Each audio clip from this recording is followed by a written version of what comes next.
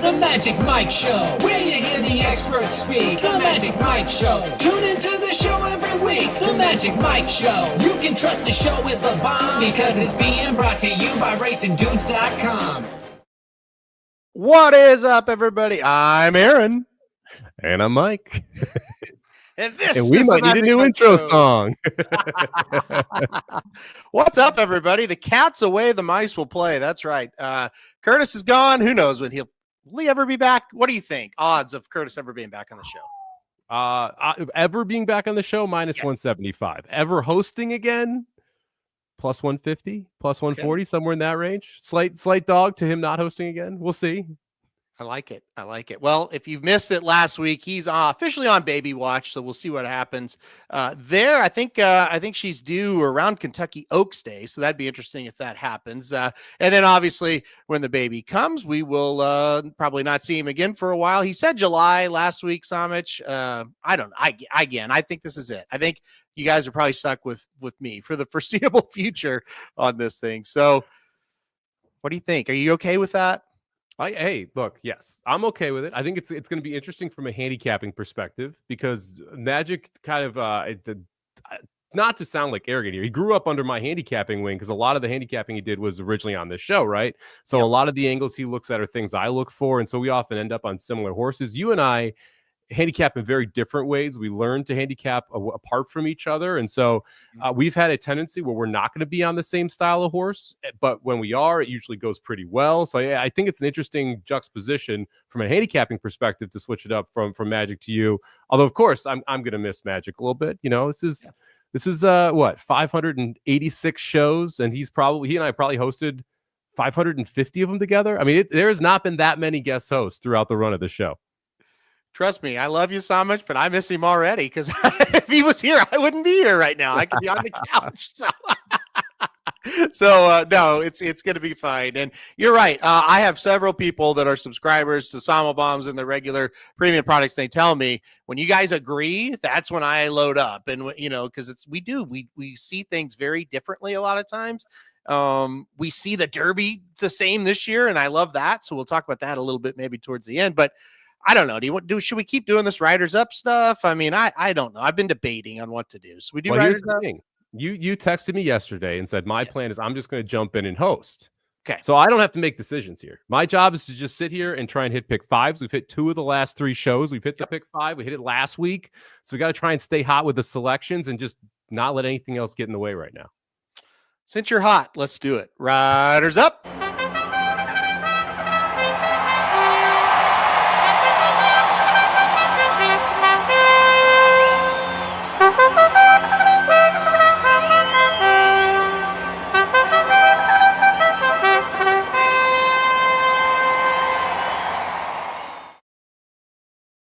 All right, guys, let's kick it off here. We are at Keeneland. We are Saturday. Race 7 will kick off that late pick 5. That's what we're covering.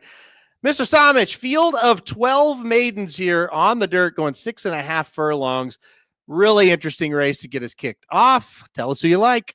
Yeah, it's a fun sequence. We get maidens, we get graded stakes, like grade 1 turf horses, some coming from Europe. We've got a Kentucky Derby prep in here. We've got a messy race to close it out as well. So just an overall fun card to cover here. And I think you could just go 1-2 to get through this race if you wanted to. I'm going to spread out a little bit more. I've got a single later. Tickets just $64, but the 1 and the 2 for me were kind of the obvious horses that I felt like you had to use. I have the 1 on top, Valiant Humor, simply because he's run before. That's the Brad Cox horse, Flavian Pratt aboard. Went out, got the lead, ended up getting caught at Fairgrounds going 6 furlongs, stretching out to 6.5 for the second start.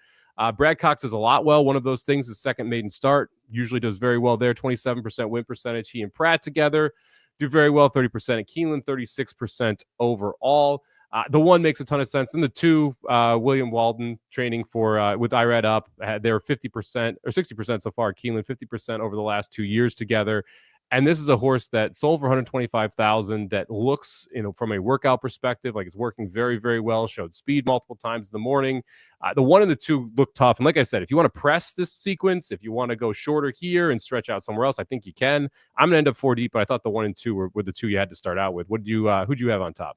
Yeah, no fist fights from us in this race to kick it off. Unfortunately, it'll come maybe, but yeah, I was with you. I thought I almost went 1-2 and moved on in this one, but maiden special weight, sometimes they don't run quite like you think they're going to. The 2 Fact is a horse that does look very well met, and I'm with you. The number 1 Valiant Humor is a horse I put on top. So top 2 for me. I'll just kind of branch out from there and tell you I did go 4 deep. I put the 12 on the ticket, a horse that on debut was second to San Saba, thought ran very well in that one for a debut race, and then did not run well whatsoever in the next start, got beat 20 lengths. But look, I just think just something had to have happened. I mean, he's better than that. So use the 12 on the ticket. And then I went with the 7 Big Truz. I put him on there as well. Kind of the quote unquote other big looking first time starter in this race, other than the 2. You look at the 7 by Justify out of a Curlin mare. Love the breeding there. Been working out fairly well. Bullet work at Palm Meadows on March 28th. Saez jumps aboard for this Lynch horse. I thought that was a good sign. So there was enough signs for me to think, you know what? If the 2 can run well, the 7 might be able to run well also. And we could see this horse make a little bit of noise. So I went 1, 2, 7, 12 to kick it off. Samich, who else did you use? So we're going to agree on one of those 2 horses. I use the 12 as well, Modus Bastia. And one of the things we're going to talk about it that I'm going to talk about when we talk about it on this Kentucky Derby show tomorrow over at VSiN Live there, and as well as we talk about the Lexington here. I think California is pretty much proven that's where the best 3-year-olds are right now. After what we saw from journalism, and then we see Rodriguez go to the wood and absolutely romp there. When you look through the back lines with Modus Bastia, and you mentioned look good in the first race, the second race wasn't great. Well, the second race was a mile and 16th, ran into Voldemort. Westwood ran second in that. Voldemort's I'll call it touted Baffert horse that didn't really pan out, and Westwood obviously just ran in the Santa Anita Derby, although still a maiden, but still ran pretty well in that spot. All things considered, interesting that decided to press the pace. We talked about that last week. Yep. I think the 12 makes a ton of sense. So I like using the 12 coming in from California here. I actually went to the horse just the outside of Big Truz. Zandavoort, I'll go with. I'm not really sure how to pronounce that one. But this horse added blinkers 2 workouts ago, and you saw a awesome work there. So we saw this horse, so it's an Asherson horse, Good Magic, sold for $525,000. His son rode it the first 2 efforts, was bet in both of those races at Ellis and Churchill, ran okay in both of them, came from off the pace in the first race after not breaking very well, broke better, and then kind of faded in the second. Well, that worked 2 back on March 28th, adds blinkers, and runs a 59-2, goes 5 out of 29 working that day. They're going to keep the blinkers on after that workout. I think this is just a logical improvement horse, and a horse that could get to the front if you add blinkers and all of a sudden we see a little bit more speed and a little bit more focus. This one seems like it could get overlooked and at the same and float up in price a little bit. 8-1 in the morning line. I'm hoping we get 8-1 or better come race day, and I think you're going to get the 1 and the 2 bet quite a bit in this spot as well. So hopefully we get the price we want. But the addition of the blinkers in the morning and then putting them on in the afternoon for Asmussen gives me some hope here in the 8-horse Zandavoort. Well, I'll tell you this. I'll be a little bit upset if he wins, because that is one I looked at. And you're right. It's kind of a situation where ran okay on debut, and then okay, we weren't as good the second start, but something happened because you didn't see the horse, in over 200 days. So that, hey, whatever he finished in that second race, something went wrong. And so, yeah, I think he gets back to kind of what he did in his first start. Going to have to improve, obviously, but it is one that just has that look of, yeah, he could improve quite a bit.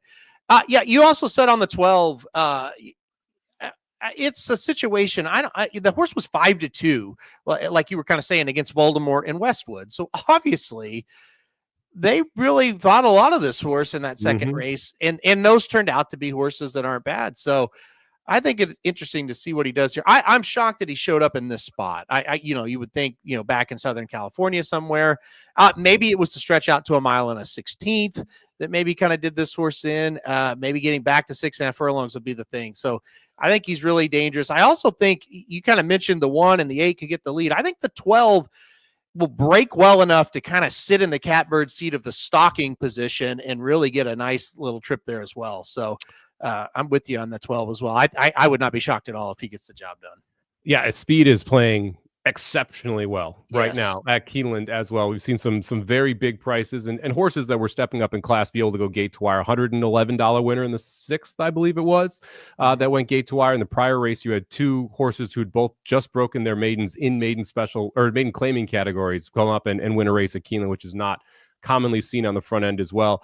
I think it's the distance. If you look at that race, the last one out for Modus Bestia, mile and the 16th, they went 45-3. Yeah. And this horse was on the pace. I mean, that's just suicidal in a lot of cases when you're going a mile and 16th and it's your second race of your career. So I think you're going to get a lot better effort out of the 12 in this spot. All right, we're both going 4 deep here using pretty similar horses. Let's go on to the next race. Going to be, I think this is a toughie here as well. So race 8 now here at Keeneland on Saturday. We're going to the turf 3-year-old allowance race. Field of 12. We've also got 4 also eligibles. We'll see if they draw into the field. All right, Samich, this was one I had a ton of trouble with. What do you think about this race? I went with a little bit of a price on top here. Give me the 2 horse at 6-1, always forever here for Brad Cox, Manny Franco. A lot of horses that are just kind of trying to step up in class or running early in their 3-year-old season here. Always forever got a start under her belt at Fairgrounds, was able to win going a mile 16th against Maiden Special Weight Company. That was first time Lasix, broke from the rail that day. Got a fairly good trip stalking the pace and was able to pounce on it. You see, there's enough early speed that I don't think we're going to be coming from way out of it. Again, something that's not going well for anyone on the Keeneland turf course right now. You need to be close to the pace if you want to be able to win. And like, as I look through this, the other horses I liked, I felt like there were big time question marks for, and we'll talk about each of those because I am going to go 4 deep again because I kind of agree with you. I do think this is a little bit tougher of a race, but the 6 or the 2 horse here at 6-1 is proven, and that to me was a big difference. I like the step up here from the 2-year-old season to the 3-year-old season. Clearly improved off of that break. And has won at the distance over the turf course. I realize you've got horses in graded stakes who are jumping in here, but in my mind, the 2 here, the price-wise is the class of the field. So I'll take the 2 at 6-1 on top. Well, we've got the same horse on top, so we're off to a really good start here for the show together. I took Always Forever on top as well. Many of the same reasons. You know, pretty good maiden, our debut race, I should say. Then the second start ran into a horse named Vixen. It was a pretty darn good horse, multiple stakes winner, finished second here at the meet. I believe that was Bluegrass Day on Tuesday. Still odd to say that, but Vixen was second behind Nitrogen, the stablemate. So that was a good race to finish second at a maiden there. And then, like you said, nice start at Fairgrounds. And this is a pretty good next race. You know, it's a tough allowance race as far as they all kind of look the same, but there aren't any monsters in here, at least on paper. We'll see what happens as we go on. So the number 2, I like quite a bit. I use the number 5 Burning Pine as well. Very interesting horse here. You look at the 5 Burning Pine, debuted here at Keeneland last year in one of those 2-year-old races and ran away from them, then went to Ascot and just did nothing. But we're back here off of a 295-day layoff after Royal Ascot. You know, this horse has class. You know, this horse will be ready for Wesley Ward. The distance is a little bit of a question mark. Haven't went this far yet, but I thought she, I should say, was pretty darn interesting in this group. A horse that obviously they thought pretty highly of her. And like I said, went to Ascot and things went awry, got injured out of that race. So the 2 and the 5, I'm with you. I went 4 deep as well. I used the 2, I used the 5. How about you? Who else you got on the ticket? Yeah, I used the 5 as well. We're pretty simpatico here to kick this thing off, which is kind of surprising. It's not maybe it's not a good sign we're picking the same horses. Look, Rosario's up. That's the big concern. But Rosario did ride this horse to victory in the first race of her career here at Keeneland. I'm not really sure what to expect from Burning Pine. I think Burning Pine goes right to the front just because of like the distance of races we saw and the fact that it did try to go to the front there in the Albany over at Ascot last year has been working out okay. Not like blisteringly fast in the morning for Wesley Ward. I would expect Rosario Sens. I think that's Burning Pine's best shot here is to get this distance, is to be able to go to the front, because I have the same concern you do, where if Burning Pine, let's say, is sitting mid-pack, I don't think a mile and 16th is her distance. If she's up front, I think a mile and 16th, especially at this Keeneland course and how it's playing, can hit her right between the eyes. So I do like the 5. I had the 5 in second here. The 8 for me in third, Bessie Abat, coming over from Ireland for Mark Casse. Jose Ortiz rides this horse. This is one where you have a lot of these horses that win overseas and they win impressively. There was a 14-horse field, was 50-1. I'm not as concerned about the price in that race at 50-1 as the ability to actually beat those 13 other horses. That's not an easy thing to do. Team Valor ships this one over with Gary Barber. Pretty good combination there. And I love the workout 3 back over the turf. This is a horse that ran a 58-4 around the dogs that day, was 1-16. So you know that there is some speed in here. Had to rally from out of it in that first race, so was not on the front end. So I like the idea. We're putting a little more North American speed into her to see what she does here on our debut. Jose Ortiz takes them out. Cassie's been hot lately. So I'll put the 8 on the ticket here at 9-2. We are the same 4 horses. I put the 8 on the ticket as well. Bessie Pot. Yeah. I mean, it does kind of feel like, okay, the 2 and the 5 are the best Americans, and then the 8 and 11 are the 2 shipping over that seem interesting, right? So use the 8. You said it. The 11, you could say a lot of the same kind of things. A maiden special 8 win at Chantilly last time out. Looked pretty good doing it. Shouldn't have any problem with a mile and 16. So Al Jafara just seems like a horse that makes sense. The 11 as well. So I mean, 2, 5, 8, 11, we're both there. It's interesting. It's very interesting in this race where I thought it was pretty tough. We landed on the same ones. Yeah, I don't love that we're both using the 4 shortest prices. Like usually I want to try and find a way to sprinkle in longer shots. And now looking at this, I handicapped it without the morning line. I'm seeing that, which not phenomenal, but it is what it is. I have 2 horses I do want to bring up because we are using some chalk here. What do we think about the 10 horse and the 7 horse? Because the 10 and the 9 horse and the 3 horse really were the other 3 I considered. So the 3 Atomic City, 10-1, first time trying turf.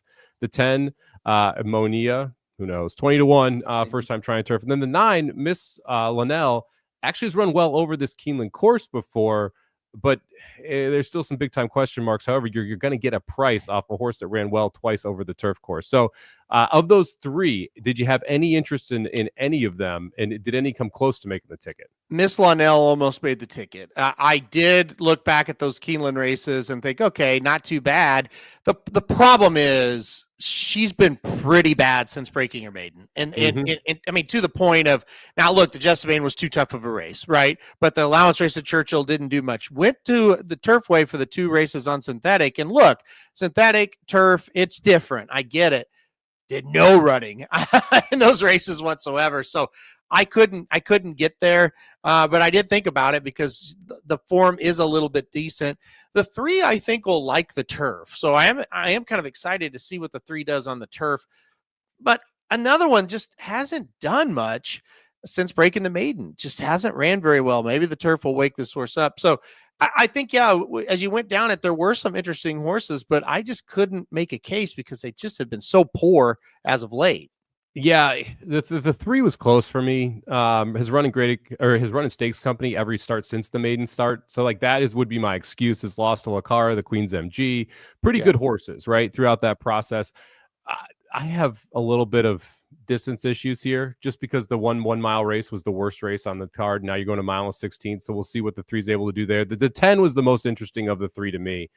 But then you have like this conundrum because Vicky Oliver just not good in these type of situations. She's 0 for 47 off a 61 to 180 day layoff. She does not get those horses ready on the first start. So the 10's one that I am expecting to stable up if it runs well, because it's one of those horses I think could take a big step forward on the turf next time.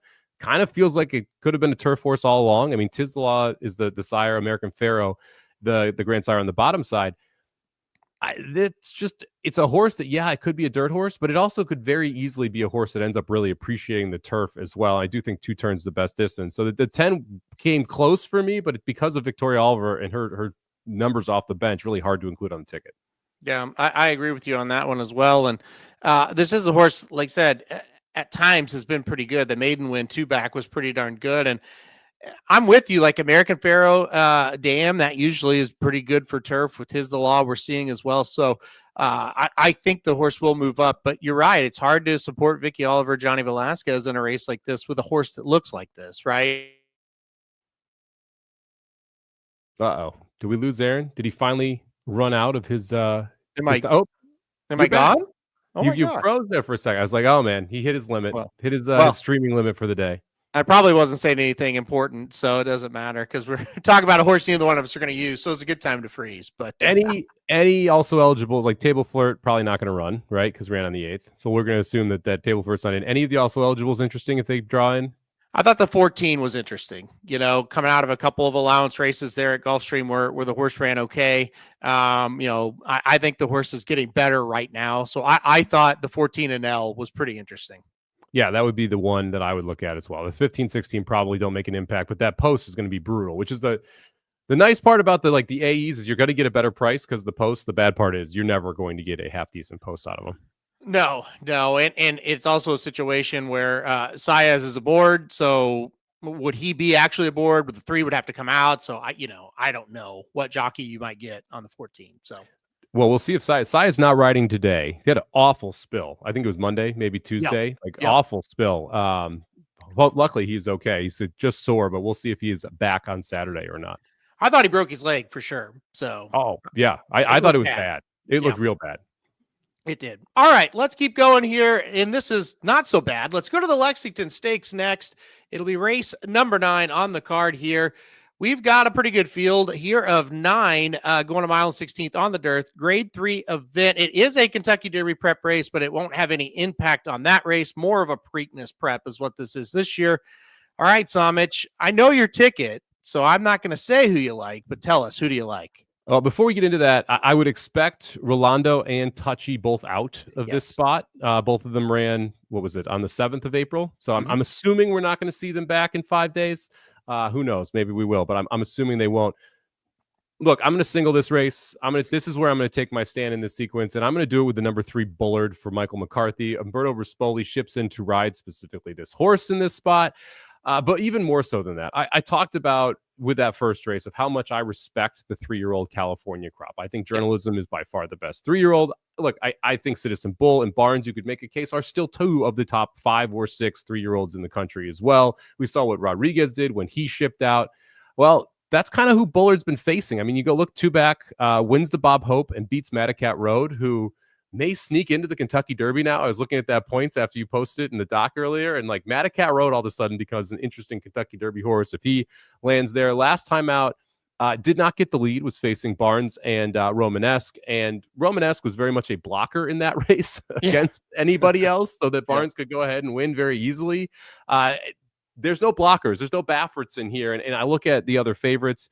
They're all one pace. They all want to be forward. Bullard has shown that he can be closer to a pace and still kick on. I have a big question mark here. Obviously, it's going to be 2 turns for the first time. This is not a bad place for Bullard to try 2 turns for the first time. Son of Gunrunner, distance shouldn't be an issue. And I think it's interesting Mike McCarthy ships this horse out here because he has journalism, right? And so you know why he wasn't in the Santa Anita Derby, but to decide to still put this horse into a 3-year-old stakes, and you could have gone a lot of different directions. You didn't need to come here halfway across the country to Keeneland to run in this race, yet you still choose to ship the horse out. Tells me that Bullard probably ready to roll in this spot. So we'll take a little bit of an aggressive single here, 9-2 on the 3-horse Bullard. I like it. I don't have the horse on top. I do have him in second. I do like it, though. I like getting aggressive in this race because here's the deal. I think if he's ready to go, I think he's going to be tough in this spot because they've tried to get him in big-time Kentucky Derby prep races all year, and he just kept getting delayed and getting delayed and getting delayed. So now he's here. Now he's entered. I don't know. I'm worried he might not be jacked up and ready to go. That's my biggest concern with him, but can't leave him off. And also you said stretching out for the first time, but we've been waiting to see this horse. I remember on January 4th, I was like, get this horse to 2 turns now because he's not a sprinter, even though he won a couple of sprint races. So look, I like him quite a bit here, but I couldn't single in this spot because I think there are some other runners that make sense as well. I'll kick it off. I went 4 deep, so I'll just go over the other 3 I used other than Bullard. I went number 7 Prater on top in this one. I am pretty excited about him. He does kind of feel like that classic Chad Brown Preakness type. Of course, 2 races back, he beat Sovereignty, a horse that Mike Samich is super high on still for the Kentucky Derby. And then last time out, a pretty nice just comeback race, knocking the rust off an allowance there at Gulfstream. So I did use Prater. I used the 6 Gosture as well. This is one that I'm pretty interested in. Coming in for Walsh, gets Irad Ortiz aboard today. I thought that was a very good sign as well. Look, beat a horse named Pitkin last time out. He did not run so well in his last race, so that does have me a little worried, but I still think that was a pretty good effort there at Gulfstream. And then I thought Kitty McPeak Special. I thought the 8 Hypnus was kind of interesting. He broke his maiden on Lecomte Day, and he did it very fashionably. And then he just threw him to the wolves in the Rebel and the Louisiana Derby, and he didn't do much. This is kind of where I think he belongs. I think this is a nice class drop for him. And like you said, if the pace starts to come back to him, I think Bullard will take advantage, but I think Hypnus could take advantage too. So I went with those 4. I know you singled, but what do you think of some of the other horses I just mentioned? So one of the reasons I single is because of the 2 scratches, right? The fact that we're down to what is this, a 7-horse field is like, I'm not going to, I didn't want to spread using shorter prices in here, especially since I use shorter prices in a couple of the other races. So I kind of felt myself forced into a single in a lot of ways. And a lot of people are going to single the last race. I'm going to try and beat that horse just to try and build the ticket price or build the value there. So we'll get to that one in a second here, but I had Prater in second. And I do think this is an interesting horse coming back. Was able to, as you mentioned, beat Sovereignty. That was a mile. That was at Aqueduct. Yeah, it went gate to wire. Not Sovereignty's best situation, if you will, right? Where I do think that is what Prater wants to do. The main problem for me with the 6 and the 7, they both want the lead. They're both just going to go, right? And the 4 out makes it a little bit easier for them. Bracket Buster, the 2, I would expect wants to go for Victoria Oliver as well. I don't think that horse is going to be involved very long, but I do think that at least is another horse that wants to force his way to the front. And all of a sudden, it sets up perfectly for Bullard, right? And sitting right behind that pace duel and be able to get the cappered seat, save ground on the first turn, and then be able to make your move and hopefully swoop by them on the far turn, because this is a 1:16 to Keeneland. So we got that short stretch that you have to deal with. And that's really what moved me away from both of those horses on top, is the setup for Bullard and the pace that I expect in this race, especially like one thing we've seen at Keeneland and Saratoga and a couple other tracks as well. When you have front runners consistently winning these races, the jockeys start going crazy. And I don't blame them at all. The idea is you have to go crazy. You have to get the front if you want to win. That works right until it doesn't, when everyone goes crazy and all of a sudden it sets up for horses to come from off the pace.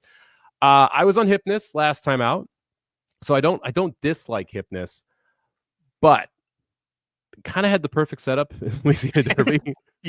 Kind of didn't run a lick in the Louisiana Derby, and that to me was the issue there. I mean, Tastic ends up coming up and winning that race. A horse I'm not in love with, who basically picked up the collapse, which I wanted Hypnus to do, and Hypnus just kind of ran in place. And so, look, yes, this is an easier field, but if you couldn't then, are you going to now, especially on a track that's favoring speed in a short stretch race? It was just too much to overcome on the 8 for me. Yeah, I mean, it's a fair point that he really had a great chance and just didn't do anything in that Louisiana Derby. I just feel like, though, this is a lot better setup, because I do think you have some horses that could be good, but you also have some big time question marks and some horses that just aren't very good in the race. So I think this is kind of a confidence builder. I didn't like him in the last 2 races, so I don't feel quite as bad backing him today. If I did, I hear you. I probably wouldn't. There's a horse named Maximum Promise that McPeak trains, and I could never play him because he burned me a couple of times. So I get that for sure. Look, what do you think while we're on the subject? Because again, I think this is a Preakness prep.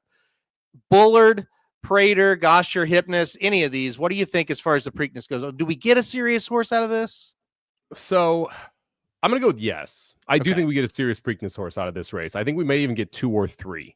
Okay. Who was it in the chat here? I saw it somewhere. Someone said an over-under here for 2. Oh, here we go. Yep. Yeah. So Curtis Manlow, over-under 2 horses in the Preakness. 2 is a very good line, because I think 2 is probably the correct answer, right? So if you said 2.5, I'd take the under. 1.5, I'd take the over. I think Bullard wins, and I think Bullard goes on. Now, then the question becomes, if journalism wins, does Bullard show up in the Preakness? Which all of a sudden kind of throws a curveball into this. I think both the 6, the 7, and I think the 6, 7, 8 are all logical Preakness horses if they run well today. And that's so if you see any of the 3 run well, and I'm talking if let's say Prater sets the pace and Bullard gets him in the stretch, but he runs a good second, probably into the Preakness, especially considering it's Chad Brown and the layoff that this horse is coming in. We know that McPeak would love to run Hypnus in the Preakness if things set up. So that's another one to me that's very logical. So yeah, I would lean toward the over on 2, but I think 2 is probably the correct number. Well, yeah, with Hypnus, I mean, he could run 5th, and you could see him in the Preakness, right? So, I mean, that's kind of where you go over because okay, that's a safe one there as long as he's healthy and doing decent. I think he'll be there. So, yeah, I'm kind of with you on that. But you're right. The caveat is okay if Bullard does win the race. Well, we think journalism, anything can happen. We think he's at least going to be the favorite and going to be tough in the Derby. Well, if he wins it, you're not going to run Bullard in the Preakness. That's not going to happen. So. That'll be interesting to see how it shakes out. All right. Enough Derby talk. We'll talk about it a little bit more, or Preakness talk, I should say. Let's go to race 10, feature race on the card. It's the Jenny Wiley Stakes Grade 1 event on the turf, going a mile and a 16th. Field of 9. Great field here. Tough field. All right, Samich, who you got? I thought this was the toughest race. Yeah. I'm only going to go 2 deep here, even though Steven's saying that, because I do like some of the shorter prices. I kind of think you have to pick between the Europeans and the Americans, depending on where you want to land. I'm going to go with the one Excellent Truth on top here. Chad Brown, Resolute Racing brings this one over from Europe. I don't think you can underscore how good the last couple races were for this horse in July 2024.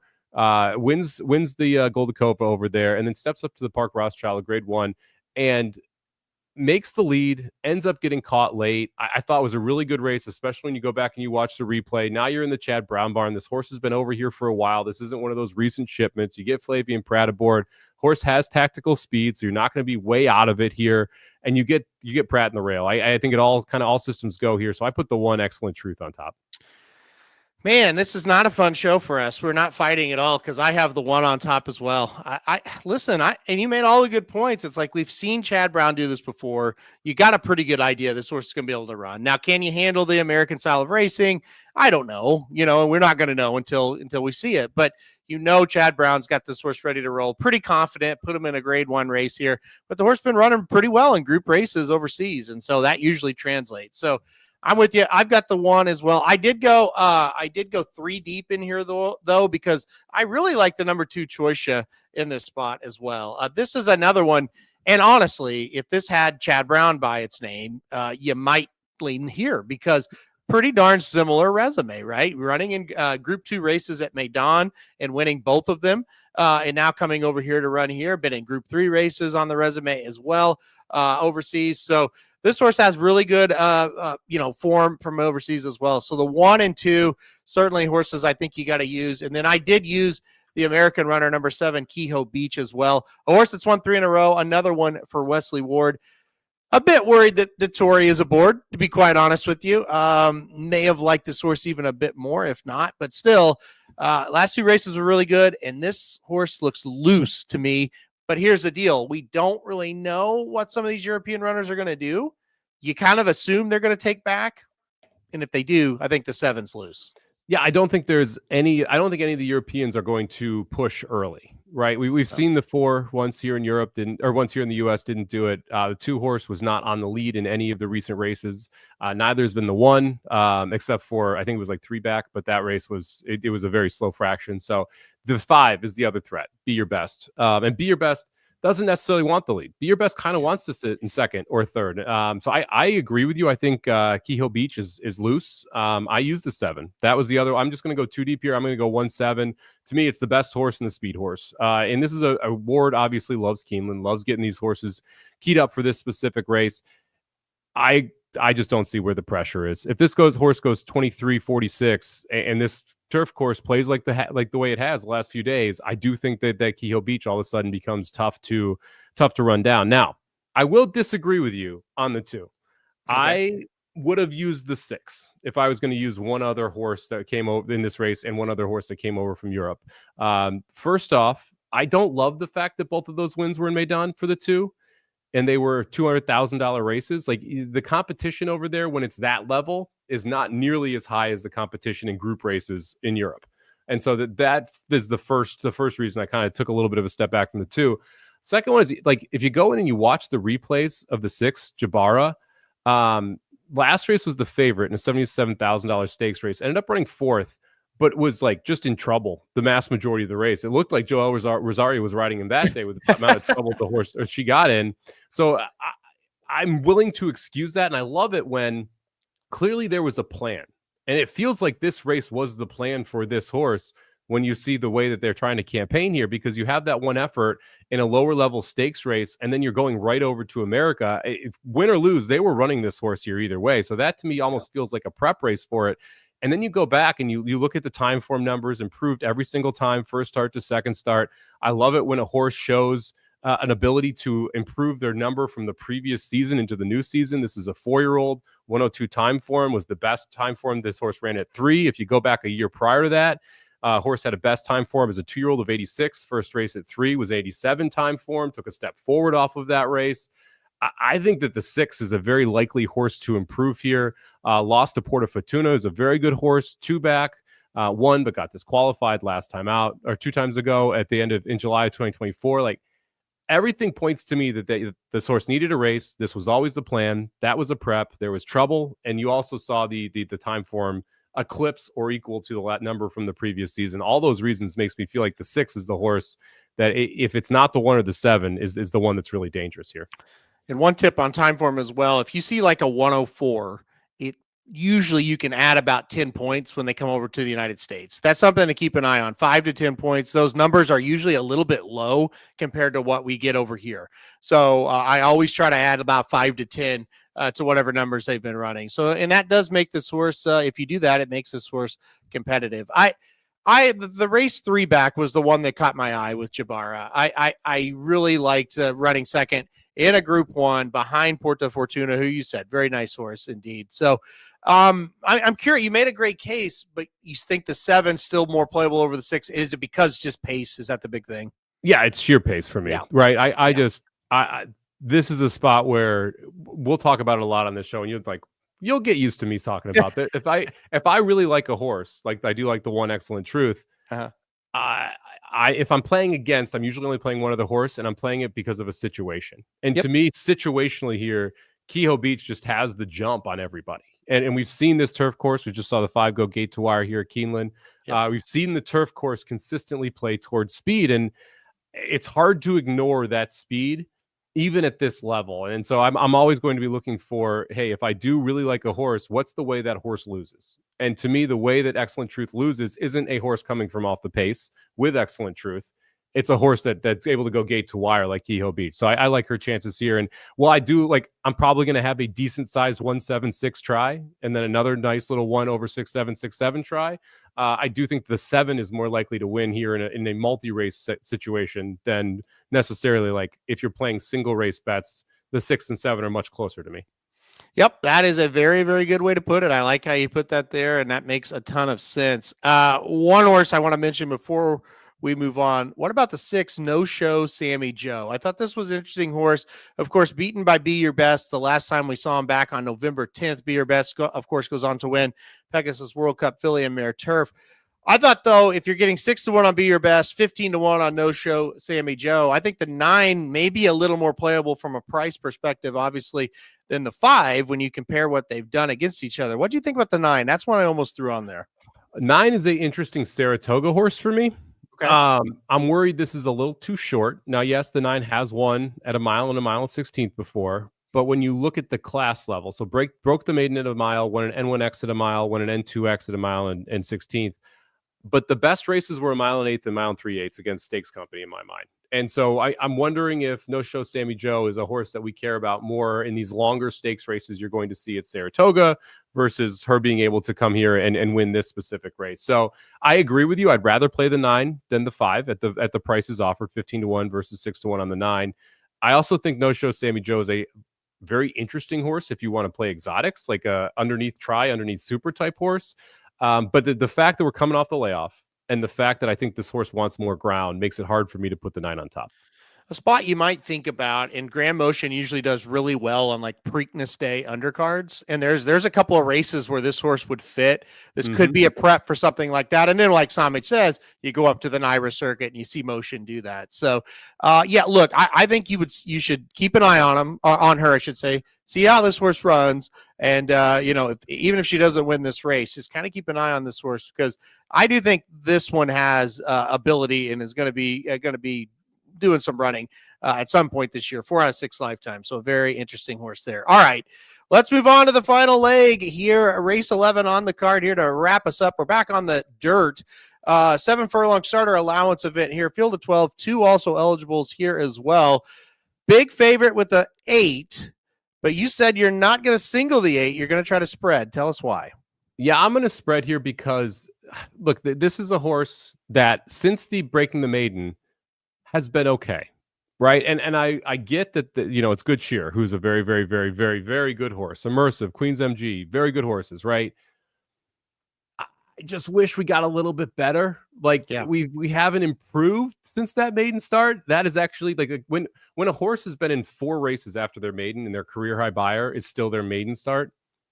That's a little scary to me, especially with the horses that you're running against. And we talk all the time on this show about how stakes races often have inflated buyers. You're going to see a higher number in those races for running second or third than you would necessarily winning a race over that same distance. And so the fact that we haven't been able to improve off that first race makes me a little bit worried. Now, this is a huge drop in class, right? And I think that's everyone who's going to back the 8, and I'll let you single the 8, so I'll let you explain why. But the drop in class has got to be a big part of it here, because you're going from some of the best 3-year-old fillies in the country to a $50,000 allowance race, right? I mean, it's just a very different one. I also don't love the fact that we're cutting back to 7 furlongs here.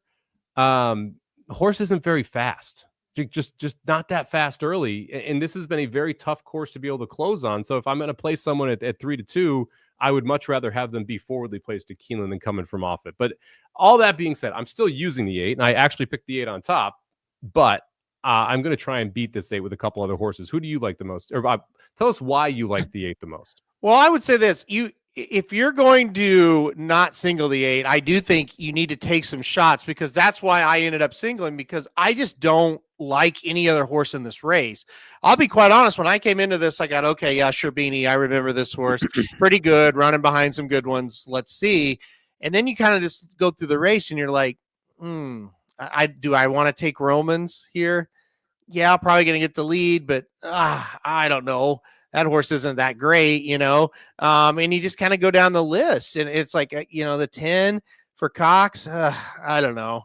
Had to kind of drop down to break the maiden and a maiden optional claiming there. Not a great horse. I mean, it's a starter allowance, so you're just not going to see just really, really talented horses most times in races like this. I even looked at the 7 and said, boy, that horse is running well on synthetic. But I don't know that this horse is going to run well going 7 furlongs on the dirt here. So I just had to keep coming back. And it's just like, look, Mark Casse is on fire right now, getting Irad Ortiz aboard. So that tells me they still take this horse serious. They want this horse to go win this race and build on to something better. And you're right. Like, the horse comes from out of it, but shit, Samich, like almost all of them come from out of it. I feel like and that's the thing. It's just like, I really came into this thinking I think the 8 will probably be beatable here, and then you just it's like going around in circles. I'm just like, I just hate every horse in this race. So I singled the 8 more so. I'm just not a fan of anybody in here. I don't overly disagree with you. I had to dig to come up with horses that I liked in here as well. You mentioned one I used, the 10, Zagrada here for Cox and Pratt. I did use, I think this is probably the most logical horse. I mean, I get the 6 horses shorter price, 7-2. Was 41-1 in the Devonadale, and now you're getting 7-2. I get the field is worse, but the price is ridiculous from the difference from one to the other. Probably makes the lead. I agree with you there, but that's not a horse for me, right? Like that, I could see why this horse wins, but it's the second favorite in this spot. I no thanks. The 10 I am going to use at 9-2. I do think this horse sits a pretty good trip. It has a shot at winning. Rob M brings up the point. The 11, the only one who won at 7 furlongs. I actually thought about the 11 for quite a bit here at 20-1 for Giddings and Ortiz. Michelle Giddings, one of the better long shot trainers you're going to find. Her horses seem to get under bet consistently. But second pick for me is to the outside of the 11. Give me Boutwell Time here for Matt Shear. Torres rides 15-1 on the morning line. You kind of look through this horse's numbers and was claimed for 50,000. So right there, it tells you that like 10 Strike clearly thinks that this is a decent horse. And we both respect the heck out of 10 Strike. I think we can agree with saying that when they claim a horse. They never drop below that $50,000 level. They ran this horse in $100,000, $150,000 maiden claimers, and finally breaks the maiden for $100K. So good job by you guys. There was a mile at Churchill, so 1-turn mile. Then runs a $200,000 N1X at Oaklawn. Those are hard races to win, especially first off the bench when you haven't run in a while. The horse didn't do much running, but didn't really get bet. Kind of felt like it was just a race to get some distance under the horse. And now we cut back to 7 furlongs with a horse that actually does have a little bit of speed here. Went 46 to the half, essentially, or 46.3 to the half in that win at Churchill. I thought ran okay. 3 back at Keeneland here, going 6 furlongs and $150,000 maiden claimer. And like the price is right. I think the trip is right. I think the post is actually pretty good considering there isn't a lot of other speed. I don't think you're like 10 wide going into that first turn. So I'll put the 12 here in second at 15-1. I love the 12 as far as running second or third. I think that's the horse to use underneath because you're right. She's one that, yeah, I mean, she hasn't kept the company, obviously, of the 8, but those races have been pretty good that she's been in, the last race especially. And really, 100K maiden claiming, those usually, you got to be decent to win those races. So I'm with you on that one as well. All right, you use the 10, you use the 12, the 8. Who else? I threw the 2 on here. So Autumn Rhythm here for Eddie Keneally. Size aboard. Well, we'll see if Size is aboard. This is a horse that's just been getting better. And I think the 7 furlongs is actually going to be a positive here for this horse. Breaks the maiden here over the Keeneland track. I like it when you break your maiden here at Keeneland. Obviously likes the track. Now gets the added distance. Has been closing in the last 2 races or making up ground in the last 2 races as they came home at Fairgrounds. Now we get that extra furlong. Vacoma been one of the better sires out there as well. And the trajectory is just up on this horse. The last 2, ran poorly over synthetic, but you come back, you run a good buyer, then you improve off of that buyer next time out. Yes, this horse needs to take a step forward from where it's been at, but another one where the last out buyer for the 2 is better than anything the 8's ever ran. And I just keep going back to the fact that the 8's never gotten better. It's hard for me to just be just going to go ahead and use that one horse here in a big field. So 2, 8, 10, 12 for me here. That's very interesting to me because the 2's time form, they are not good. So that'll be interesting. Kind of a the battle of the speed figures there to see who's right the most. Because like I said, the 2 ran an 85 time form last time out. And Sherbini's been in the high 90s every race. So what was the time form for the 11 2 back?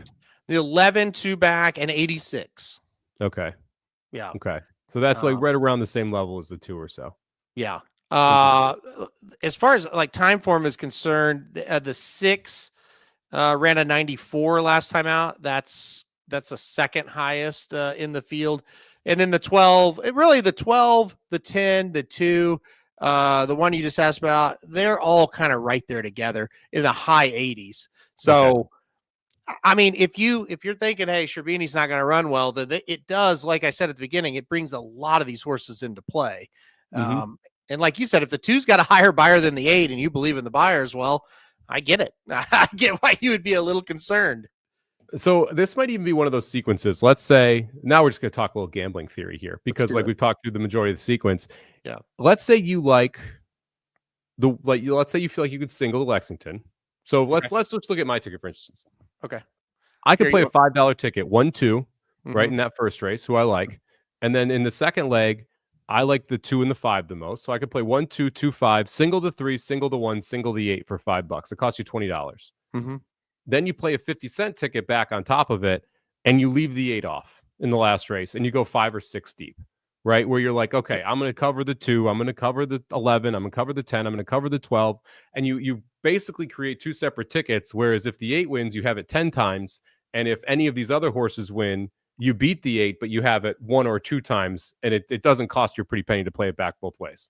I think that's the way to do it. I think it's a really good strategy for sure. I put the tickets up while you're talking so people can kind of look. Yeah. Look, I think it's this. I think it's exactly what you said. You single the 8, or you just try a few shots here to beat the 8. Like the 5, Vizio. I don't think that horse is impossible either. So there's another one. I mean, we've made, in my opinion, logical cases for some higher price horses, 15 to 1s, 12 to 1s, 8 to 1s. So you are going to get this thing ballooned if you can get by that 8 horse. And again, when it comes back to me, it's just like, I just don't think these horses are very good. So, yeah, I've got to back a horse. I don't think Sherbini's great, but I think she's better than this group, right? Yeah, so, that's the key, right? It's how good is Sherbini? Because she could win by 10, right? But if she let's say that she just runs the exact same race she's been running, this race she shouldn't be 3 to 2. Like, it's just, she needs to be better than what the last time we saw her, and I just don't know what. I mean, I guess the drop in class is your logical reason to why she'll be better, right? But yeah, I think the barn's hot too. The barn's running pretty well right now, and that could be another thing. IRAD aboard, I think, is a good sign as well. But hey, I get both ways. I do. I gambling. It's everybody tries to kind of put it in a box, right? And we're doing the same thing, and we're this is a strategy, no matter what, and that's not how it is. There's several different ways you can look at things and get to things, and variance will take over one way or another, right? You got to make your opinions and then let the variance take over and hope you're on the right side of it. That's any gambling venture. That's what it is. So there's going to be situations where Samich may want to single a horse, and I'm going to go 4 deep, and nobody's right or wrong, really. It's just the strategy, how you see it. Make gambling bets that are logical, and hope the variance goes your way. So yeah, I can't hate on it. So all right, I'll keep rambling, or I'll stop rambling, I should say. Read off the ticket. I'll read mine, and then we'll get out of here. Yeah, I'm gonna play a 50-cent ticket here. I'll go 1, 2, 8, 12 with 2, 5, 8, 11 with 3 with 1, 7 with 2, 8, 10, 12. That's $64 for 50 cents. All right, I'm going to go 1, 2, 7, 12 with 2, 5, 8, 11 with 3, 6, 7, 8 with 1, 2, 7 with 8, $96 for me. All right, let's talk Derby for a second as a preview for VSiN at the Track coming up tomorrow. That'll be do we know exactly what time yet? I think it's 11:10 Pacific, right? 11:10 Pacific, okay. 2:10 Eastern. We've got VSiN at the Track. We'll talk about each of our top 5s. We get to argue over that again, because I can't believe the horses on yours. I'm sure you're going to not believe the horses on mine. It's nice that we get the little sneak peek there. We'll talk a little bit about the Lexington Stakes, a little more detail in that cover for 15 minutes, talk Apple Blossom, talk Jenny Wiley. And then, I've never rooted for defections harder in the Kentucky Derby than this year. There are like a handful of horses that I really want to get in that are sitting at like 23, 24, 27 that I think could legitimately be contenders, yet may not make the field because of the way that this all played out. Ooh, I like that. I like that a lot. We're not going to talk about it here because you need to go to VSiN at the Track and watch it. But I will ask you this. I'm intrigued by that comment, but I'll ask you this. I know we both like journalism. We both got him number 1, right? Mm-hmm. Confidence-wise, how confident are you in journalism? Is it most confident since Justify or what? Most confident since Mage, probably, because I was just no, I'm kidding. I was not super confident. I thought you were being serious at first. No, that would have been just stunting.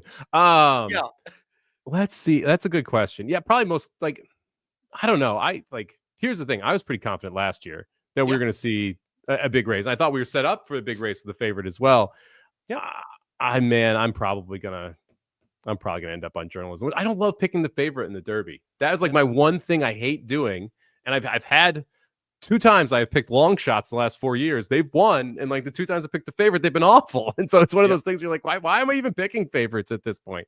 So I gotta decide if I want to roll with journalism. But I do think he is the best horse. My question to you is, what's a fair price on him winning the Triple Crown? I wouldn't bet it. I think you got to get 10 to 1. Honestly, okay. I don't view him like that. I don't yet. I don't really. No, I don't. Where's the problem? I just look at American Pharoah and Justify, and I know that's the type of horse it takes to win a Triple Crown, and I just don't think he's that. I don't know that his running style is going to be kind of conducive to win all 3 races. I don't know if he can run 3 races in a row like that. I worry about a Triple Crown. I think let's get the Derby. Let's kind of see how he does in the Derby, and let's go from there. He reminds me a lot of I'll Have Another, and I'm not talking about I'll Have Another after he won the Preakness. I'm talking about when he was going into the Kentucky Derby. If you go back and watch I'll Have Another's Santa Anita Derby, it looked a whole lot like journalism. So, but now can journalism take those steps like I'll Have Another took? That's the question for me. I don't view him as a Derby or Triple Crown horse right now. No, it's funny. He kind of has Nyquist to me, which is another, like, ironically, both Doug O'Neill trained horses that we're comparing him to. But there was a little bit of Nyquist in him when I see him run and what he's been able to do out there in California. I think this Derby could be fascinating because I don't think East Avenue has a chance at winning the race. But him getting into the race matters a lot because that completely changed the pace of this race and how it sets up for some other horses as well. So going to be a very, very interesting Kentucky Derby. I do think journalism should be the favorite. Would you bet him at 4-1 right now in the futures market? I would. Yeah, I would take 5-2 on Derby Day. So give me 4-1 right now. That gives me that little bit of space of, hey, you're buying, he could get injured or maybe he starts working out terrible or whatever. So I would right now. I think that's okay. It for me, that answer of yes, it's more looking at the other horses and just thinking, you know what? I don't think these horses are that good. They're not as good as I thought they would be. We kind of had some disappointments. Well, yeah. I mean, like, Barnes isn't in the Derby. Like, what? Yeah. I mean, some of the horses that we thought were the best horses in this crop aren't going to make the Derby because of the point situation. And that kind of adjusts what you think at the top. And, like, I don't know. I'm excited to talk to the top fives tomorrow because we have in our top five, and I think this is telling. We have two of the same five horses. Yeah. Right. Like that. Now, one of us is wrong, right? I think it might be you. But one of us is wrong there. But like to only have two of the same top five when all the preps have run tell you how kind of crazy it is underneath of journalism, who I think is a more or less unanimous number one right now. Okay, hold on. I got to look. I'm not going to give you a 5 out. I got to look at okay. Oh, yeah, you're crazy. Yeah, okay. Well, first of all, okay, hold on. I'm going to save it for VSiN because this is you got to run here in a minute, and we need more time to talk about this. But you've got horses that probably aren't going to be one that's probably not going to be in it. They're in the 23 to 27. I didn't know we could rank horses that aren't going to run, Samich. I might have one of them in there. So they look, they are still prospects because they have I will say one of them has a 50-50 shot. The other one is a little bit of a long shot. And I think you would have the other one in if you thought the same way I did. If one of them wasn't ranked 27th, I would have him in. Yes. Yeah. By the way, other one that you don't spoil that. We're talking about Beza here. Well, yeah. Well, okay. Well, fine. You just spoil the show. That's fine. Give us all the views. Yeah. Give us all the views. The other one you have ranked. I think that's very logical. I'll say that. And I think the other one you have ranked is getting in. He's not in right now, but I think he'll get in. So, yeah. Okay. VSiN at the track tomorrow at VSiN Live. You can check out both the top fives. It'll be the first segment. You jump in the chat. You can ask questions. We talk during the break. Sometimes we don't know when our mic's on. That gets awkward at times. But yeah, it'll be a fun show tomorrow. We'll talk more about the races here at Kentucky. We'll do a little Apple Blossom as well, which I think is your straight trifecta race of the week. Yeah. And yeah, then we'll jump through this conversation. Who's actually getting into the Kentucky Derby? I agree with you, by the way. I do think if you have outs to journalism at 4-1 and you were considering betting journalism on Derby Day, just bet him now. Like 3-1 is the absolute best price you will get on Derby Day. So assuming he makes the gate, 4-1 is literally what, 25% value, 33% value over that number. So yeah, because again, like you are getting that little bit of value in case of injury, which that's good. You don't want to bet 5-2 here if you're getting 5-2 on Derby Day, right? And like I said, the price will not change, from here to now, unless he just has a horrific workout in front of everybody. Now Jared says pray for 3-1. I think this is going to be a phenomenally interesting Derby case study of whether or not so after Rich Strike won, we have seen in these major races, the Triple Crown specifically, no horse go off longer than 40-1. Yep. And we've seen favorites prices be propped up because of that. This is a favorite that should get bet to 5-2, maybe 2-1 if you want to go crazy here with journalism against this field. Yep. I'm really interested to see where that price is. Is it going to be up in that 3-1 type range because you're going to get a bunch of people who are like, I don't want to bet a 3-1 shot in the Derby. The last 3 years, we've had a 15-1, 16-1, and 21-1 win. Why am I going to bet a 3-1, right? Like, Yep. I think it's going to be very, very interesting to see what direction people decide to go. And if we are able to get, 7-2 on journalism because of that. I hope, because I think that's the right price. I mean, I think he should be 3-1, 5-2. So I hope that happens. We've seen weird odds in these Triple Crown races, and then we've kind of seen weird results where you couldn't really take advantage of it. So that will switch. It's all a cycle. That will switch. This could be the year. And like you said, and you pointed out, yeah, I mean, Fierceness last year, he ended up being pretty much the best horse in Sierra Leone in the crop, and they didn't win, right? So It's like you were kind of right if you bet either one of those that day, but it didn't matter because they didn't win that day. So, all right, one more thing before we got to go. Okay. Because there is a right and a lot of wrong answers to Jared's question. Who goes off as the second choice? I think this is very, very clear. And I actually think if journalism hadn't been really impressive in the San Diego Derby, this horse might have gone off as the favorite. I want to hear it. Who? Sandman.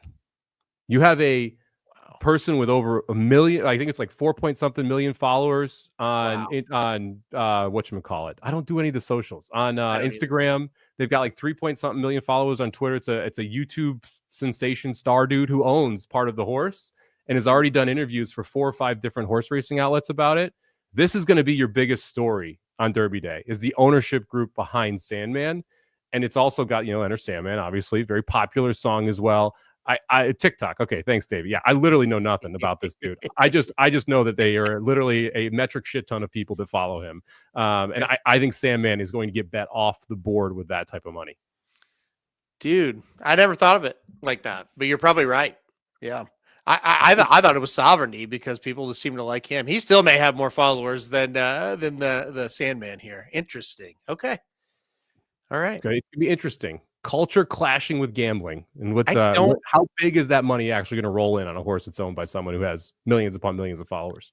I do not love him if he's the second choice. I think he's the second choice. I don't think it's close either. I think he's like 5-1. I think Sovereignty's 7-8-1. Okay. Yeah. What do you think? Just real quick, what do you think about Rodriguez? What do you think because he's going to be the Baffert. He's going to have the triple digit buyer. What do you think he's going to get bet at? Okay. Bet at and what I think he's going to do are two very different things. I think he's low double digits, 10, 11, 12, somewhere in there. I think Citizen Bull's the only other horse under 10-1. Okay. But yeah, Rodriguez is going to get bet. Rodriguez has 0 chance of winning this race. From a pace perspective, you think that's the deal? Yeah. He's got to have the lead. He's got to have the lead. Yeah. And Grande would have beaten him if he had gotten pressure in the wood. So I'm out on Rodriguez. And I'm fascinated to see, you want a hot take? And then I really do have to go. Okay. Yes. The best chance for a Baffert Derby winner is Madacat Road. I don't know about that. There you go. There's a spicy take, baby. All right. Madacat Road, Baffert's best shot at a Derby. We're gonna get it. The drugs are kicking in for Samich, so we're gonna let him go. Citizen Bull ain't winning. Rodriguez ain't winning. Madacat Road is the only one who has the style that could actually win the Derby. I would agree with the first 2 comments you made. I don't think either one of them are winning, but I don't think Madacat Road's winning either. How about that? What? I didn't say he's gonna win. I just said he has the Baffert's best chance of winning. And it is too much sun. And the problem is you've been back for like a month now, but you got too much sun, so it's slowly kind of leaving your body. I feel like seeping into my brain. Yeah, you're right. All right. We're gonna get out of here. Samich has got to run, guys. Thanks everybody for joining us. Hopefully I did okay first out because hey, I'm gonna be here pretty much the whole time. So all right, guys. Thanks, everybody, for joining us. We'll see you back here next week. I'd say we'll do Keeneland probably again next week. So, all right, guys, we'll see you then. Everybody have a good rest of your week. The Magic Mike Show, where you hear the experts speak. The Magic Mike Show. Tune into the show every week. The Magic Mike Show. You can trust the show is the bomb because it's being brought to you by RacingDudes.com.